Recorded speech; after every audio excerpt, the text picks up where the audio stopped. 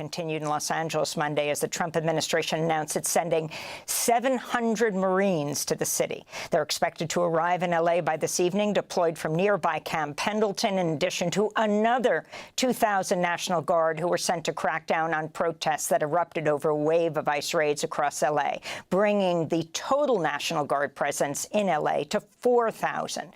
California has filed a lawsuit in response to Trump's deployment of National Guard and Marine forces, which Governor Gavin Newsom called a, quote, blatant abuse of power. Los Angeles Mayor Karen Bass accused the Trump administration of fomenting chaos and making L.A. a test case for imposing authoritarian rule against more U.S. cities.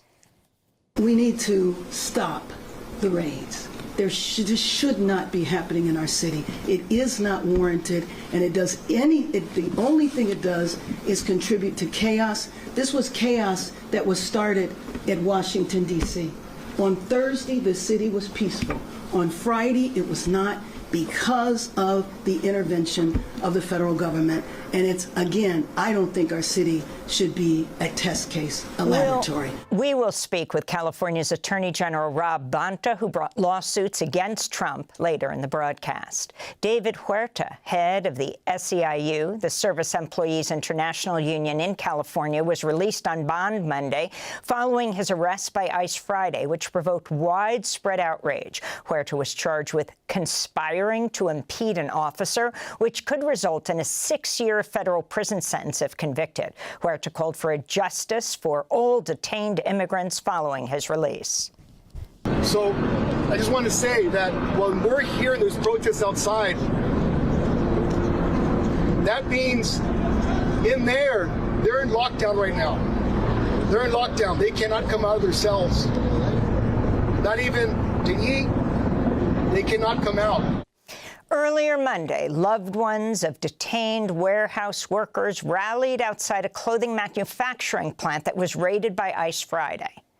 This state loves to boast about it being the best. This whole country boasts about being the best. But how can we claim that if we can't uphold basic human rights and due process? I also want to ask, where's the sanctuary California promised us when our police departments choose to defend ICE officials instead of its own people? Australian Prime Minister Anthony Albanese says he's contacted the U.S. government over what he called the horrific shooting by L.A. police of Australian reporter Lauren Thomasey. She was hit by a rubber bullet while she covered the protests. The group Reporters Without Borders condemned attacks on journalists covering the demonstrations in L.A., which have impacted at least 27 media workers between Friday and Sunday. Meanwhile, the city of Glendale in Los Angeles County announced Sunday night it's ending its agreement with Homeland Security to detain immigrants arrested by ICE amidst the popular revolt. Several Democratic Congress members from California and New York say they were blocked from entering Immigration and Customs Enforcement jails for safety inspections over the weekend to check on people arrested during recent mass raids. Among the group is California Congressmember Maxine Waters, who Sunday attempted to inspect conditions at the Metropolitan Federal Detention Center where David Huerta, president of the California branch of SEIU, was jailed. Here in New York, Congressmembers Nydia Velázquez and Adriano Espaillat said they were blocked from inspecting an ICE jail in Manhattan, 26 Federal Plaza, where advocates say over 100 immigrants recently arrested at federal court hearings are now being detained in overcrowded cells. The detainees have also been reportedly forced to sleep on bathroom floors. In Gaza, at least 60 Palestinians have been killed in Israeli attacks since Monday. In southern Gaza, Israeli forces opened fire on a group of families walking to an aid site, killing at least 20 Palestinians, injuring over 100 others.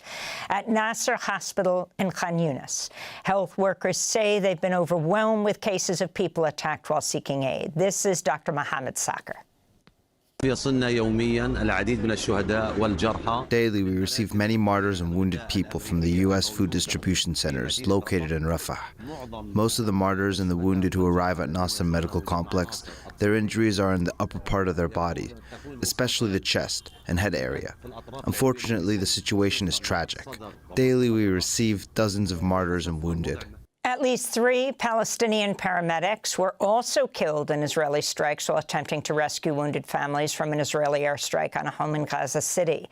Their names are Hussein Abu Faisal, Wa'el al-Attar, and Bara Fana. The journalist Momen Abu al-Auf was also killed in that attack, the 227th media worker killed in Gaza over the last 20 months.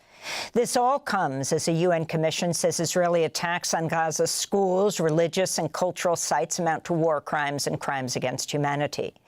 In more news from the region, Israel launched overnight strikes on Yemen's port city of Hodeidah, a key port for the entry of humanitarian aid. Israeli officials have also threatened to impose an aerial and naval blockade in response to ongoing Houthi attacks on Israeli and Israel-linked vessels, which the group launched in response to Israel's war on Gaza.